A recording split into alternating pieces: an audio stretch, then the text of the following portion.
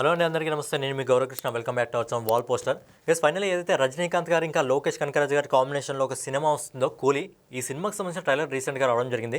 Trailer ఏదైతే ఉందో చాలా క్లెవర్గా అయితే ట్రైలర్ డిజైన్ చేయడం జరిగింది. అంటే ట్రైలర్లో ఈ సినిమాలో ఏం చూపించబోతున్నాడో అసలు చూపించకుండా చూసామా చూడలేమా అన్నట్టు ట్రైలర్ డిజైన్ చేయడం జరిగింది. ట్రైలర్లో ఓవరాల్గా ఏం చూపించడం జరిగిందంటే ఇన్ని క్యారెక్టర్స్ ఉన్నాయని చెప్పి ట్రైలర్లో డిజైన్ చేయడం జరిగింది. అండ్ వాళ్ళ బ్రూటాలిటీ అనేది లైట్గా చూపించడం జరిగింది. బేసిక్గా సినిమాకి ఏ రేటెడ్ సర్టిఫికేట్ వచ్చింది, కానీ సినిమాకి సంబంధించిన ట్రైలర్ చూస్తుంటే ఎక్కడ కూడా ఏ రేటెడ్ సర్టిఫికేట్ వచ్చిందా లేదా అన్నట్టు చూపించలేదు. అంటే ట్రైలర్లో పూర్తిగా అయితే మనకు చూపించలేదు. సో ట్రైలర్లో ఎక్కడ కూడా మనకు బ్రుటాలిటీ అనేది మనకు ఎక్కువగా కనిపించలేదు. అంటే లైట్గా ఇంకా చాలా దాచిపెట్టడం జరిగింది, పూర్తిగా రివీల్ చేయలేదు ట్రైలర్లో. సో సినిమాకి వెళ్ళినప్పుడు ఖచ్చితంగా పూర్తిగా రివీల్ చేయడం జరుగుతుంది. కాకపోతే ఈ ట్రైలర్లో కొన్ని డీటెయిల్స్ని అయితే లోకేష్ కనకరాజ్ మనకు వదలడం జరిగింది. ఆ డీటెయిల్స్ని మనం ఈరోజు బ్రేక్ డౌన్ చేసే ప్రయత్నం చేద్దాం. అయితే ట్రైలర్ స్టార్ట్ అవ్వగానే మనకు నాగార్జున గారి వాయిస్ వినిపించి ఒక ఓషన్లో ఒకటి బోట్ లాంటిది కనిపించడం జరుగుతుంది. దానిపైన కింగ్ పిన్ అని ఉంటుంది. సో కింగ్ పిన్ అంటే అది నాగార్జునకు సంబంధించిన బోటు. సో ఏ విధంగా చెప్తున్నాను అనేది మనం ముందుకెళ్ళి మాట్లాడుకుందాం. సో ముందుకెళ్తున్న కొద్దీ మనకు అర్థమవుతుంది.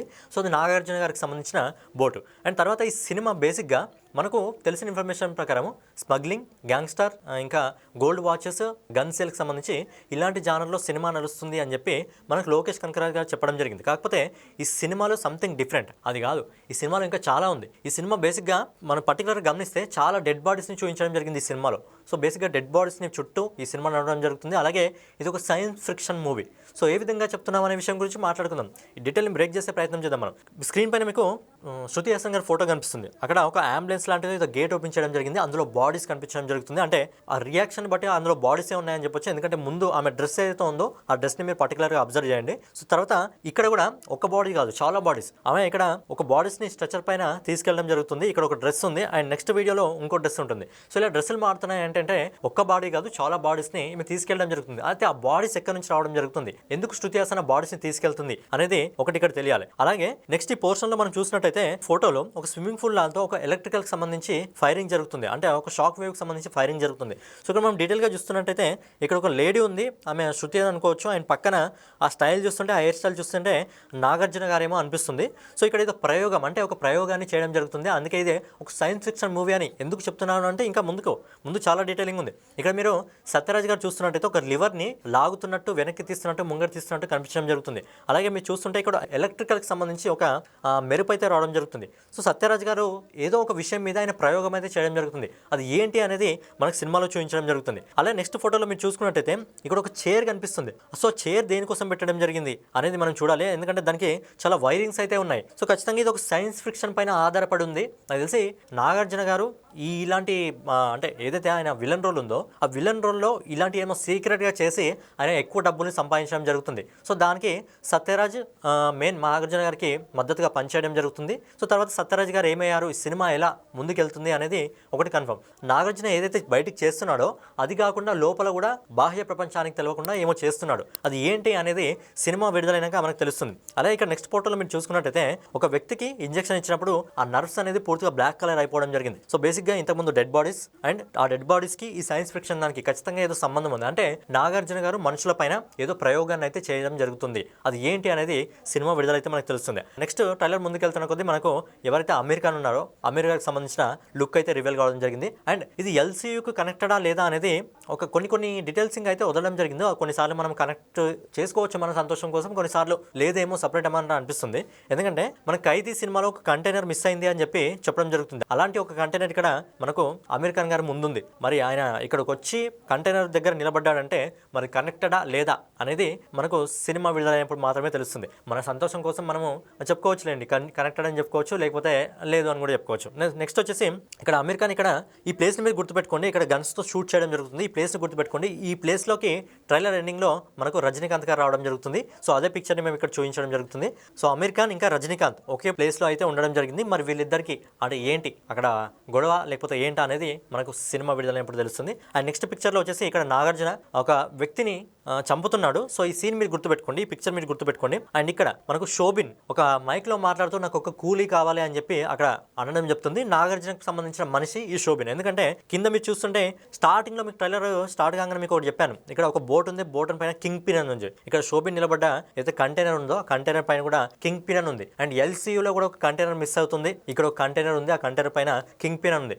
ఎక్కడో కొడుతుంది, మళ్ళీ కాదు అన్నట్టు అనిపిస్తుంది. సో ఇది చూడాలి. సో ఇది నాగార్జునకి సంబంధించిన ఏరియా ఇది. సో చెప్పాను కదా ఇంతకుముందు నాగార్జున ఎవరినో కొడుతున్నాడు అని చెప్పి. ఇక్కడ చూస్తే నాగార్జున గారు వైట్ సంబంధించిన క్లాత్ తీసుకోవడం జరిగింది. ఇక్కడ నాగార్జున గారు ఎవరినో కొట్టడం జరుగుతుంది. అది ఎవరు అనేది తెలీదు. మరి అతను సత్యరాజ మరి ఇంకెవరన్నా అది డీటెయిలింగ్ అనేది తర్వాత జరుగుతుంది. సో ఏదైతే తర్వాత పాస్ట్కి వెళ్ళిపోవడం జరిగింది. సో ఇది ప్రజెంట్ మీకు ఏదైతే స్క్రీన్ పైన విజువల్ కనిపించడం జరుగుతుందో ఇది పాస్ట్. ఎందుకంటే ఇక్కడ మీరు పోలీస్ సంబంధించి ఎవరైతే డ్రెస్ వేసుకోవడం జరిగిందో ఆ డ్రెస్ మీరు చూస్తే ఓల్డ్కి సంబంధించి ఆయన కూలీకి సంబంధించి ఏదైతే డ్రెస్ ఉందో గ్రేడింగ్ చూస్తుంటే ఖచ్చితంగా ఇది వెనక కాలానికి సంబంధించి అంటే పాస్ట్ చెప్తున్నాడు రజనీకాంత్. ఏదంటే ఒక లుక్ వచ్చింది కదా రిట్రోకి సంబంధించిన లుక్ బ్లాక్ అండ్ వైట్లో. సో ఆ లుక్ ప్లస్ ఈ ప్లేస్కి ఖచ్చితంగా సంబంధం ఉంది. సో దేవ అనే పేరు ఇందులో మనకు రజనీకాంత్ గారి క్యారెక్టర్ పేరు.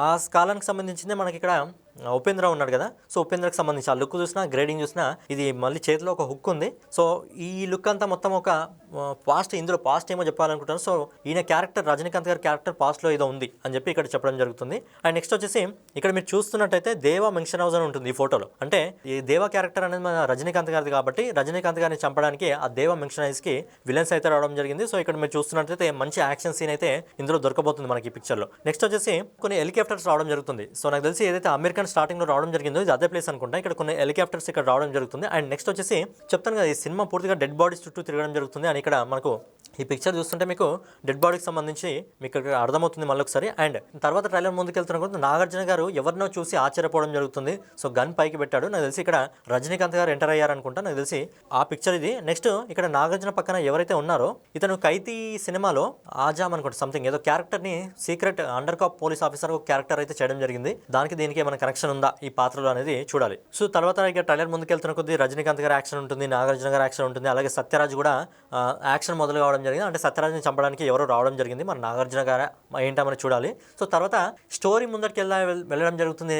రజనీకాంత్ గారు ఎందుకు వస్తారంటే ఈ సత్యరాజ్ తనకు ప్రాణ స్నేహితుడు శృతి హాసన్ వాళ్ళ నాన్న. సో సత్యరాజ్ ఏదైతే ఈ ప్రయోగం చేశాడో ఆ ప్రయోగంలో మన నాగార్జున ఇతన్ని చంపేసి ఉంటే అతని కోసం ఈ స్టోరీలోకి రజనీకాంత్ గారు అయితే ఇన్వాల్వ్ కావడం జరిగింది. సో అతను జస్ట్ నీకు తండ్రి నాకు ప్రాణ స్నేహితుడు అని చెప్పి రజనీకాంత్ గారు ఇక్కడ చెప్పడం జరుగుతుంది. సో తర్వాత ఒక action sequence. So A rated movies అన్నారు కాబట్టి ఏ రేటెడ్ మూవీ అని చెప్పడం జరిగింది లోకేష్ కనకరాజ్. కానీ చూస్తే నాకు ఎక్కడ ఏ రేటెడ్ మూవీ తిరిగి అనిపించలేదు. చిన్న పెద్దగా కొంచెం కత్తి సీన్లు అలాంటివి తప్ప ఎక్కడ కూడా ఏ రేటెడ్ మూవీలో కనిపించలేదు.